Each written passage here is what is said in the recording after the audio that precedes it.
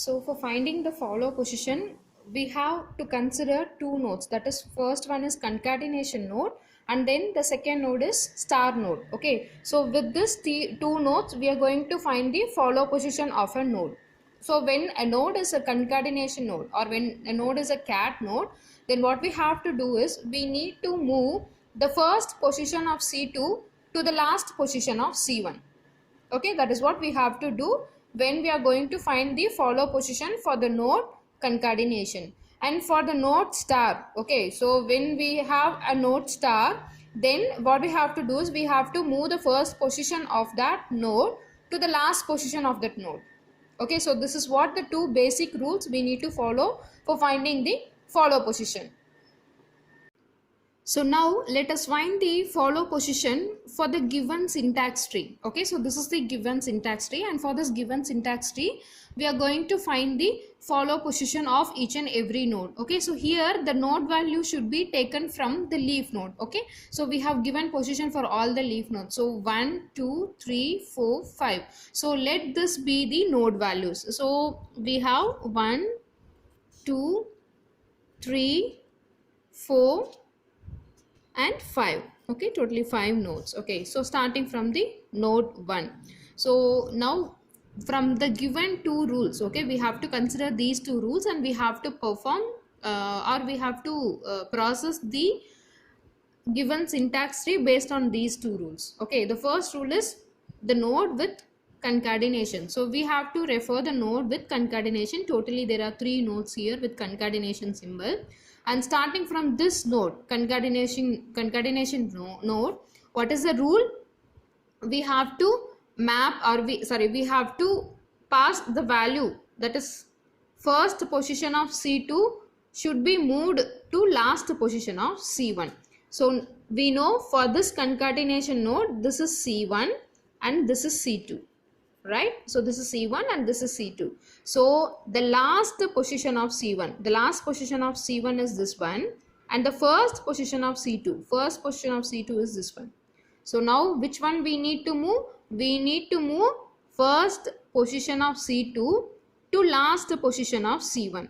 So first position of C2 is 3, that should be moved to last position of C1, that is to 1 and 2. So now what we are doing is we are moving the value 3 to 1 and 2. Okay, so this is for first concatenation node. Okay, then coming to the next concatenation node. So for this concatenation node, this is C1 and this is C2. Okay, so here this is the last position of C1, this is the first position of C2. Now what we have to do is we need to move the first position of C2 to last position of C1. So the value 4 should be moved to 3. So the value 4 should be moved to 3. Okay. So this is what I have done here. Then coming to the next concatenation node. This one is the next concatenation node. Here C1 and this is C2. This is the last position of C1. This is the first position of C2. Now we have to move the last position of the first position of C2 to the last position of C1. That is, we need to move 5 to 4.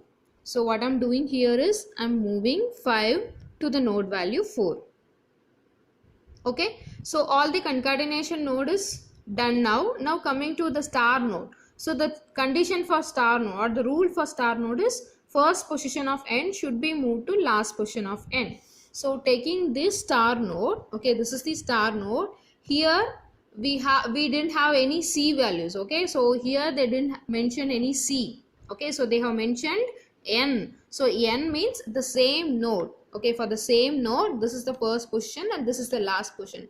So now what we have to do is we need to move the first position to last position. Okay, so the first position is 1, 2, that should be moved to last position, that is 1, 2. So 1, 2 should be moved to 1 and 1, 2 should be moved to 2. So here 1, 2 should be moved to 1 and 1, 2 should be moved to 2. So we have only one star node. So we just done with that star node. Now we found all the follow positions. Okay, so for the first node, the follow positions are 3 comma 1 comma 2. We can also take it as 1 comma 2 comma 3. Okay, then the second is also 3 comma 1 comma 2, and the third it is 4, and for fourth node it is 5, and fifth node we don't have anything, so just we are mentioning it as 5. Okay, with the help of 5 we just found all the follow position for all the nodes. So we found the follow position. After finding the follow position, what we have to do is we need to construct the minimized DFA. For constructing the minimized DFA, the first thing we need to do is, so we have to take the first position of root node. So when we are taking the first position of root node, so the first position of root node is actually 1 comma 2 comma 3. So from the syntax tree, okay, so from the syntax tree you can see first position of root node. This is the root node, and the first position of root node is 1 comma 2 comma 3. So that is taken here, 1 comma 2 comma 3. So which is a new state. So now this state is taken as A. Okay, I'm just naming the state as A here. This is the new state. So for this new state we need to find the next state for the input symbols. So in this syntax tree we have two input symbols, one is A and the next one is B. So for these two input symbols, what will be the next state for the new state A? So we need to find that. For that, what we are taking is A comma A, that is for the state A, on the input symbol A, what will be the next state?